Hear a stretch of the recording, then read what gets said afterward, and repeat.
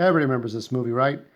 This is one of the first scary movies I could remember as a child. Now, I've seen other movies that are older than this or younger than this. I've seen all kinds. I've seen the black and white, the Vincent Price, the B movies, the giant spider movies, the Halloweens, the Freddy Kruegers, the Jason Voorhees, Friday the 13th. So many VHS sequels to old movies. Oh, so many. The Thing, The People Under the Stairs. I remember that one. I saw that movie once, and then 23 years later, I saw it in 2014 or 20. I don't remember. So many years. But I want to talk about a scene from The Shining that stuck with me for such a long time. I never really talked about it. This is my psychiatrist's couch moment, my shrink couch moment. I'm gonna lay on this couch and talk about this. And obviously, for time, we're kind of just putting the scene so I don't get it taken down. Let's go on with it. Now, one of the things that really stuck out was the fact that Danny is running away from his father. His father's gone insane, right? We all know this, whether you read the book or watched the movie. And Danny is making all these tracks in the snow to kind of backtrack.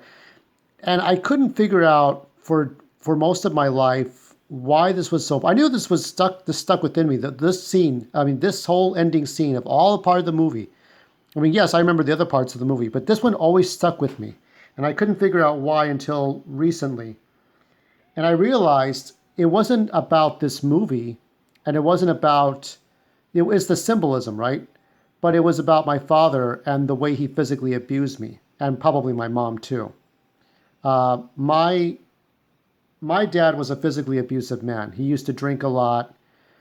He would not hesitate to use the belt on me, the razor strap, throwing a shoe at me, kind of like what they do in the Middle East, where they throw throw shoes at people. Um, Everybody knows the blood scene. But let's focus on the hedge maze, because that's really what it was for me. It was me running from my father or wanting to run away.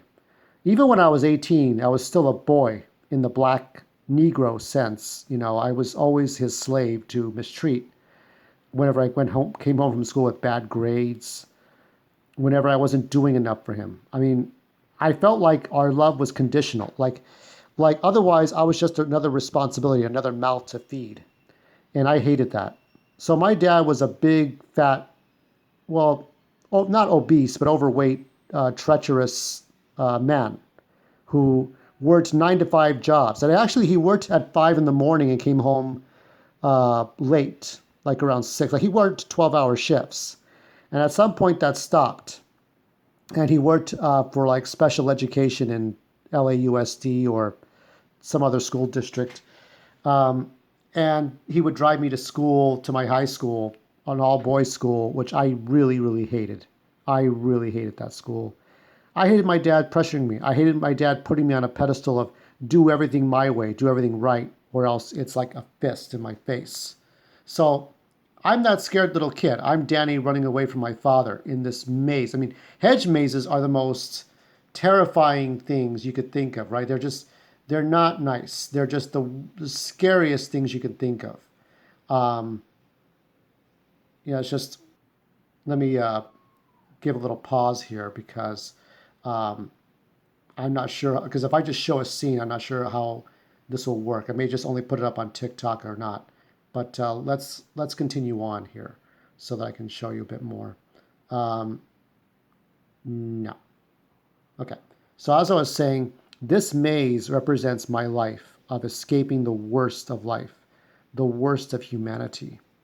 Um, I was born into a horrible family. My sisters were like Cinderella stepsisters. I want attention. I want more attention. I'm better than you. I'm better than you. It was always so selfish. We could have worked together, but we all turned on each other. My parents turned us against each other. And my mom was too chicken shit to leave my dad. Now, here you see Shelley Duvall, who doesn't look very pretty these days. She has more sense, right? I think somewhere said she was terrified of this. Um, she was traumatized after doing this. But to see this represents, peace. I strongly applaud those women that lead their abusive husbands. I think Melissa Benoist, who is Supergirl, I don't care too much for the show. I liked some of the episodes, but she's a stunning and brave woman because she left her abusive husband and moved on to somebody better. But it's honestly like getting out of that maze was so important to me. It was getting away from the horror.